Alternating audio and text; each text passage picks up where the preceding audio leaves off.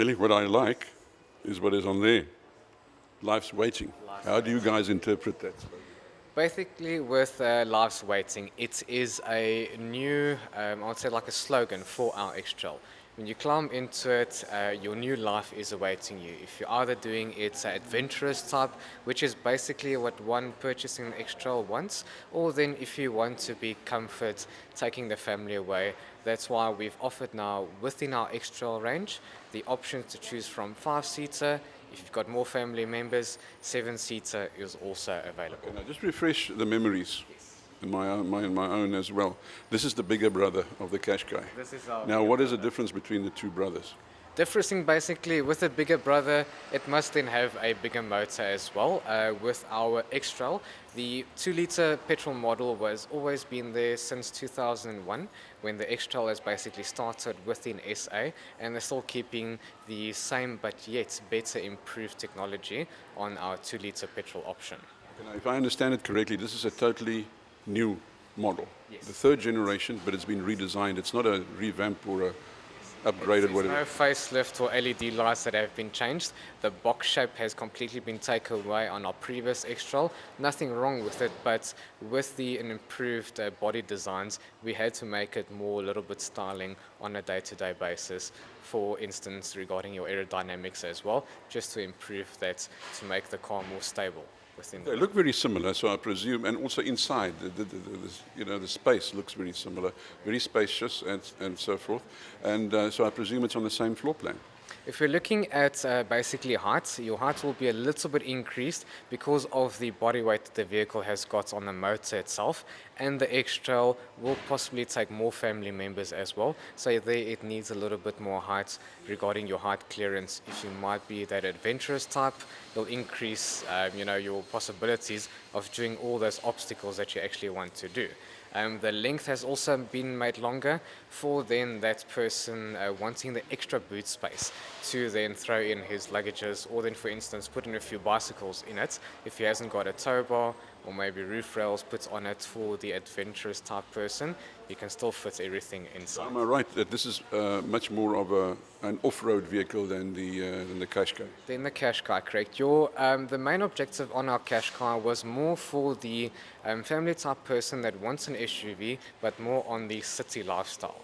And when we look at X-Trail, still yet a lifestyle vehicle within, I would say, the city segment, but we're looking at more adventurous and can do a little bit more things. That's why we've got our 4x4 option here yet again. Let's get back to the engines, the range of engines available in the X-Trail. Your X-Trail, the starting engine, you're looking at a 2-liter petrol, and then we're focusing on, yet again, the 2-liter diesel has been taken away. Nothing wrong with the vehicle on previous X-Trail, but the improvement regarding fuel consumption, same power, we've got now our 1.6 diesel motor, which you can then choose as the 4x4 option in manual. And then if you're looking at the automatic type to be a little bit more day-to-day driving in the city, don't want to play with that clutch every time, you can go for 2.5, which is our CVT gearbox in the petrol segment as well. Kelly, got a big boot. People who know the old X-Trail, will they find a difference in this one, bigger boot? I would say boot space is very, very similar. You might find a few liters, how we use our to compare the boot sizing.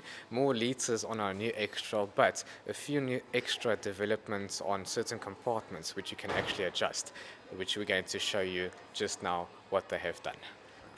Fuel consumption, diesel, how many liters per 100 kilometers? Your combined cycle, I always say, what the papers say and what the actual, I'd say, combined cycle varies from person to person. Depends on what your shoe size basically is. That will vary and tell you exactly what you can get. On average, you are looking at a combined cycle of 5.3 liters per 100 kilometers. So that's, as I said, can vary, but that is what they have tested out and printed for us. The only thing is the real figures, real life figures are always higher than the manufacturer's figures, but I mean, it's still impressive. Still very impressive. I would say anything, you can expect definitely anything below 6 liters per 100. Okay, now, inside, what would you highlight as a, as a feature inside in this model? Inside, everything can basically be a feature. You're looking at the luxury fabric that they've now used just for the comfortness, keeping your, regarding the safety side, for the little bits, let's say older men also, or the women, just to keep their spinal cord more in place so that they are also comfort. Regarding interior-wise, you've got full accessibility within the steering wheel. You've got your volume control on the left-hand side, and on the right-hand side, you will have access to your cruise control, which is also standard within our. Okay, one more question. You mentioned the word standard. Many cars today, when you buy them, you get quoted a price, but when you want this and you want that, then it elevates or escalates the price. Is this? Do you get what you see here? Or Look, we have got quite some few accessories, but there's no 2 pages. We're looking at probably half a page or so, which would specify a few option packs that we've got.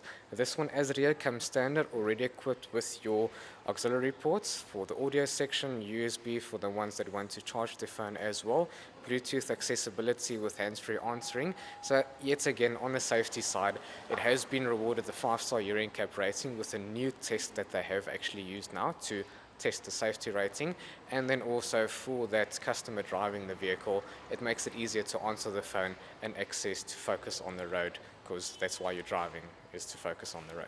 Tell me again, how do people contact you if they want to, test drive the new? It can be booked through our landline number, which is 039 682 1070. And gladly within our cell phone numbers will be available on our Facebook website even, that we have got equipped there. Just search for Thompson Motors Nissan, and you'll also gladly find all our contact details there.